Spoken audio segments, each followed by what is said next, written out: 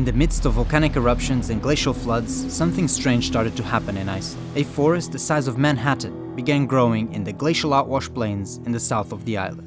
People started to wonder how and why these trees were growing, and they realized the answer to this new source of plant life was in fact an ancient woodland that had been saved from deforestation, as well as a unique set of conditions created by a volcanic eruption that had given it a once-in-a-century opportunity to reseed a very large area. So in this video we want to tell you a really unique story of how an eruption and a mysterious phenomenon known as a mast shear were perfectly timed together to create this new forest. And then we also want to go searching for the relic woodland from which these trees originate, as we think it is one of the most essential pieces of the puzzle when it comes to restoring Icelandic wilderness. So today we are visiting Bæjarstaðaskógur, which is the closest thing to an ancient native Icelandic forest that you might be able to find. But before we get into all of that, I want to tell you about the history of this place, so that we can get a better understanding of this forest. So Bæjarstaðaskógur is a birch forest which lies on the west side of Morsadalur,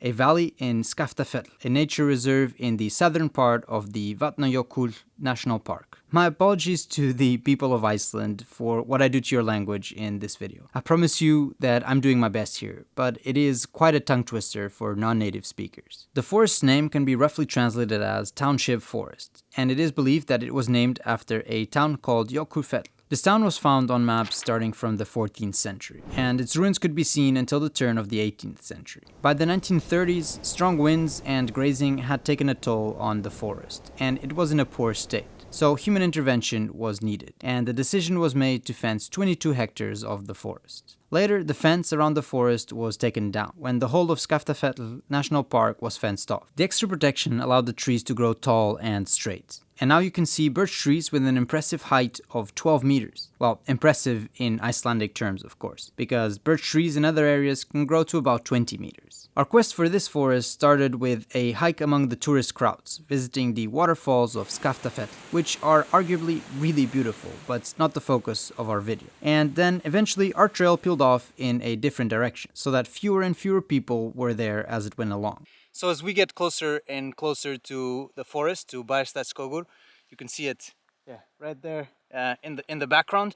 The birch just starts getting taller and taller, so you can see it's older birch forest here already. And yeah, it's really exciting to see, because the whole of Iceland you are driving around and all you see is these flat areas covered in moss or covered in lupine. So this is truly something different, and you notice it immediately when you start walking in these woods. And you might be wondering why we are so interested in this story. So before we continue, let's briefly touch on that with our little plug. As some of you know, we are restoring wilderness in many places, including Iceland, which of course also means planting quite a few trees in this barren landscape. So visiting this forest allows us to see what a real forest in Iceland should look like when it matures. And it is a great example of how these birch woods might look like once they grow.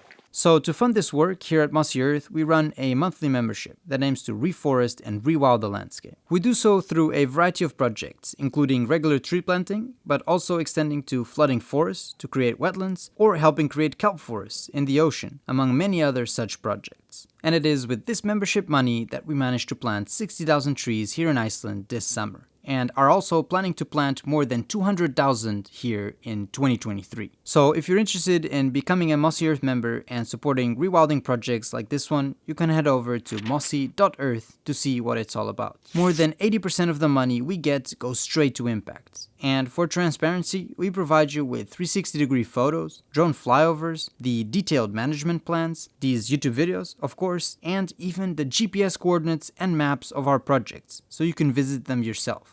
We also have a Discord, so you can chat with the team if you have any questions, and an app where you can stay up to date with the progress. I think it's really fun, but above all, transparent and impactful. So maybe consider checking out mossy.earth if you like rewilding and this sounds interesting to you. But for now, let's get back to our story. So behind me there, you can see the glacier. It is a huge glacier, and it's in fact the biggest in Europe, and it's probably the main reason why that forest there is still existing to this day, and why it survived, through most of human settlements to make it to the 21st century pretty intact at least. And from that vantage point, we could also see the large new forest that Bæjarstaðaskógur is reseeding, which we had been able to visit the day before. And this here is where the birch forests are popping up. And it's trees just like this one that have come from the seeds of the ancient forest and are now starting to cover the landscape here. These trees haven't been planted.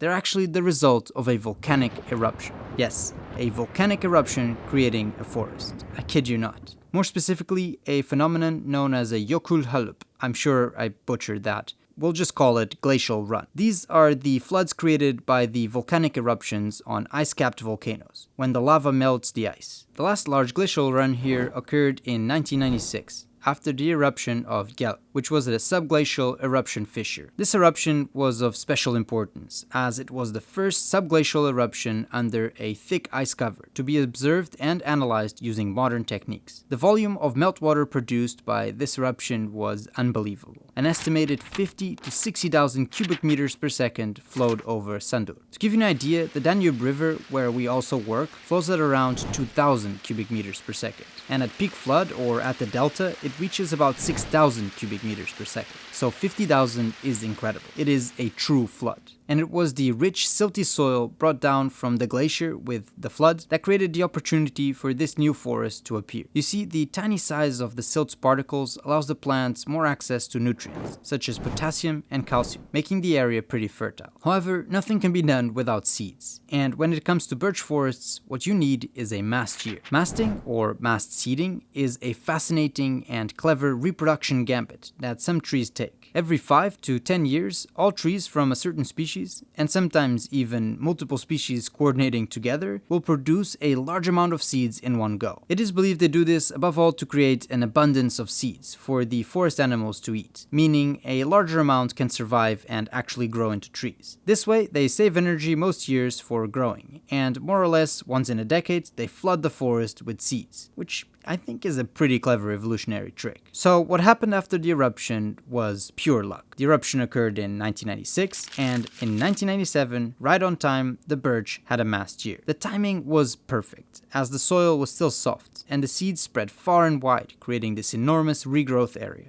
And the scale of this area, I mean, it's just huge. It goes on for kilometers and kilometers, and it's really interesting to think that all of this came from one relic forest. It just goes to show the power that preserving and protecting something has, even if it is by chance. Back on our hike to Bæjarstaðaskógur, we came across this glacial stream with a mini waterfall, and I couldn't help but to have a dip, which is a decision I quickly regretted, as it was truly quite cold, but it added to the whole experience.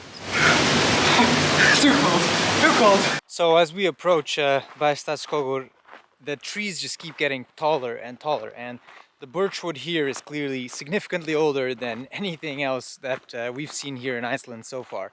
And it is so different. The landscape just looks completely different from anything else you see in Iceland, and it is interesting to think that at least 40% of the island used to be covered in forests just like this one here. It might be hard to believe, but before human settlement, the island used to have a forest coverage of around 40%. But nowadays that number is around 2%, which of course is why we're so keen on planting trees here. So visiting forests like this one allows us to take a walk into the past, to see what Iceland would have looked like, but also what it might look like in the future. When we finally made it to the forest, it felt pretty amazing. It is such a tranquil place as well. Like, we're here now on a pretty average rainy day, and it's pouring down right now actually. But you can hear the birds, you can hear the streams. It just feels very different from other parts of the landscape. And yeah, it is really nice to see and makes me excited about the future. It is really cool to be here because this forest isn't just this ancient relic of what Iceland used to look like. It is also its future, because the seeds coming from this forest are, at this moment right now, spreading all over this landscape and creating a 35 square kilometer area of birch regrowth, which is incredible by any standard. And then also the seeds coming from this forest are actually used to plant birch all over Iceland. So it is really a bit of a Noah's Ark of birchwood, of ancient birchwood. And above all for us, it is an example of what our forest might be in the future. So if you think this is worth supporting, if you think you'd like to see more of these forests in Iceland, then please consider heading over to mossy.earth to learn all about our work and perhaps, if it sounds good to you, becoming a member, of course. So that's what makes our work possible, and I would love to see more of these amazing forests in Iceland. Until next time. Cheers! Oh, and if you're still watching and you want to learn more about our project here in Iceland, you can check out this video right here.